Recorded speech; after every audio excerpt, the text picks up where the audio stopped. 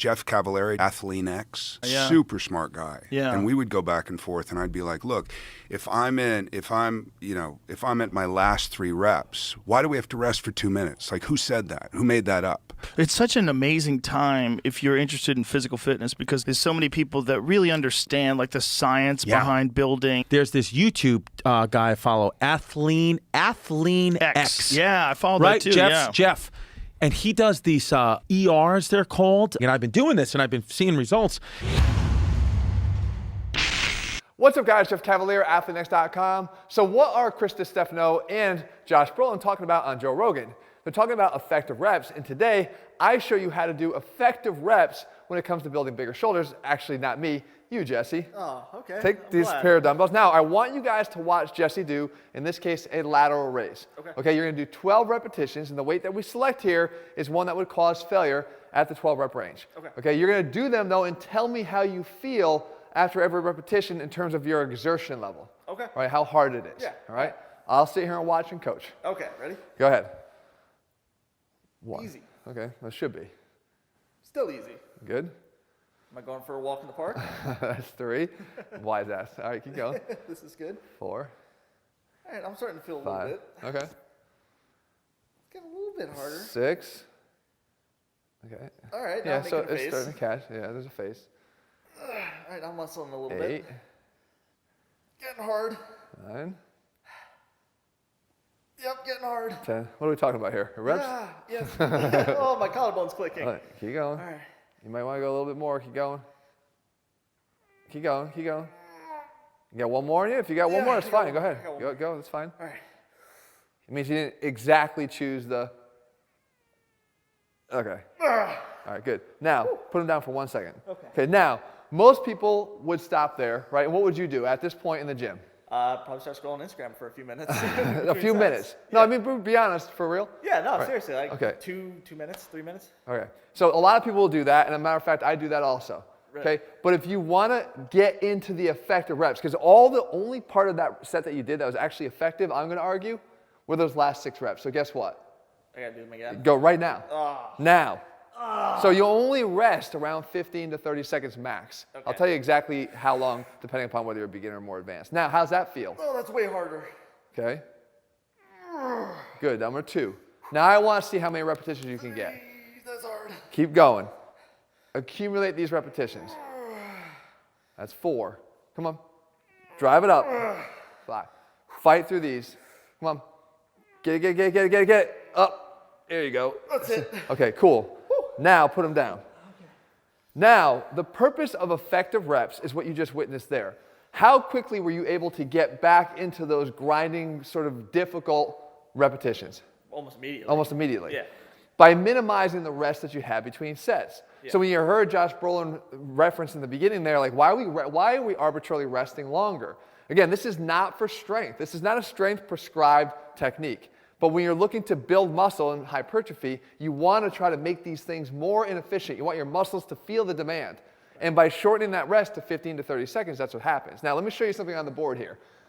Okay, cool. So what we're looking for is when you perform these, this is not done to a standard set of X amount of sets of X amount of repetitions, like what you're used to, like 3 sets of 12. Instead, you target a number of effective reps. So watch how you do this. And by the way, I'm going to show you an overhead press next because that is going to require something slightly different, okay? So I would say, Jesse, and you watching, I want 20 effective reps, 20 ERs, okay? I don't know how many you're going to do. So in set 1, how many did you get? 6, right? Yeah, 6. Okay, first of all, the first thing he did there was 12 reps, right? That we call the ignition set. That has no bearing on this number right here. That is simply to set the stage for you to get more. So what happens to those 12 reps? You throw them out. They're garbage. Right? They're just there. They're not garbage, but they're there to get you to the point of accumulating effective reps. Got it. That first set following the ignition set was 1, 2, 3, 4, 5, 6, right? 6 effective reps. Now, if I had you go again after the 30 seconds, or 15 to 30 seconds, how many do you think you would have gotten?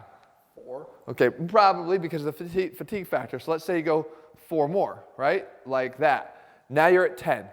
Okay? The next set, if you went again, Do you think you're going to do, you're not going to do more, right? No, no shot. So you're going to probably keep dropping a little bit. So maybe then the next set you get 3 out, right? And then you wind up getting a double, right? And then you go and you get another double. And then you get a single. And then you get another single. And then you finally get your last one. It might take you 6 or 7 sets to get through those 20 effective reps. Right. But that's the prescription for that exercise, okay? That's it for that exercise. Now you have an alternative way to do this. If you didn't want to do that over the course of, let's say, 6 or 7 sets, then you would change the weight up, because in that case, you're just keeping the weight the same the whole time. Your other option would be, okay, after the first set, I'm going to drop by 5 pounds, and 5 pounds is sort of the limit for how much you want to drop. Now what happens is, on that subsequent, you did 6 the first time, the subsequent set you might get 6 again. Yeah. Right? So you got 6, and then you go 6 again, right? And then you maybe even 6 again, or 5 at that point.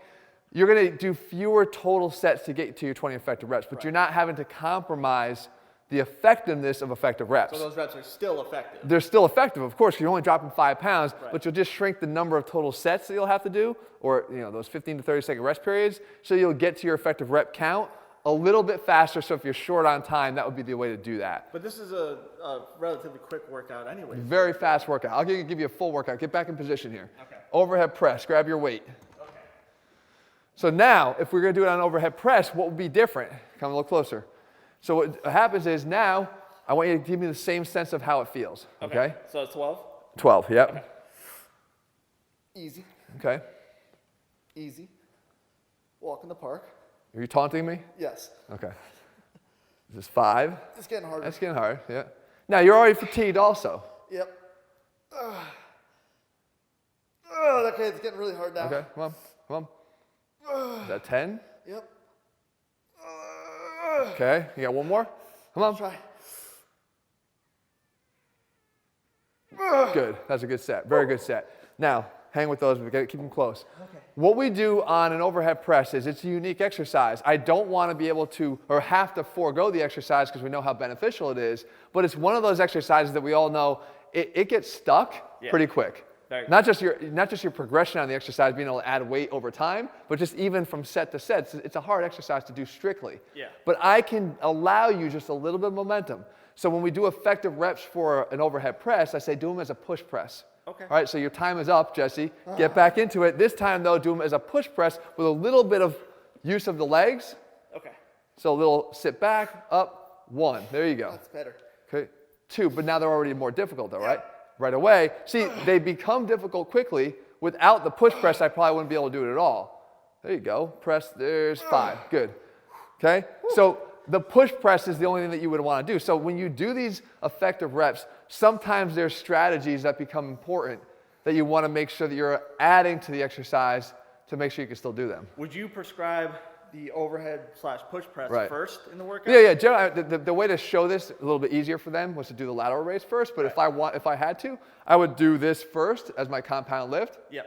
And then I would go to the lateral raise second. Okay. Matter of fact, Jesse's referencing a workout that we did for the shoulders. It's called the 100 shoulder workout. You can find it and look at it right here. Make sure you take a screenshot so you can try it for yourself and see and feel what effective reps are for yourself. In the meantime, guys, let me send it out with the same guys that brought it in here, Josh and Chris, talking about in depth what their experiences were with the effective reps.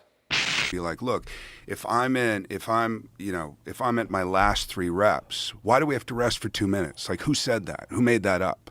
Is it really a recovery thing, 2 minutes before you can go back into 12 more reps? What if we just rest 30 seconds and then you're right back into that thing almost immediately? And those are the things that are tearing the tissues and growing the muscle and all that kind of stuff. So just experimenting with it all. And I've been doing this and I've been seeing results, is he thinks that the real hypertrophy, which I think is scientifically backed, the real hypertrophy comes at the last 2 to 3 reps of an exercise. So say you're doing, 12, 10, 8, 6. The last, 9, 10, 11, 12 is really where the hypertrophy comes. So what he says is he does 20 efficient reps, right? 20 ER. So you get an ignition set. So you take a weight that you'll fail at between 8 and 12. Let's say you're doing bicep curls. You'll take a 50-pound dumbbell and you'll fail at 10. You're failing at 10. When failing to him means you're breaking the form and the concentric exercise, and you're failing. You're using other muscles to kind of recruit the bicep to get that. That's failing.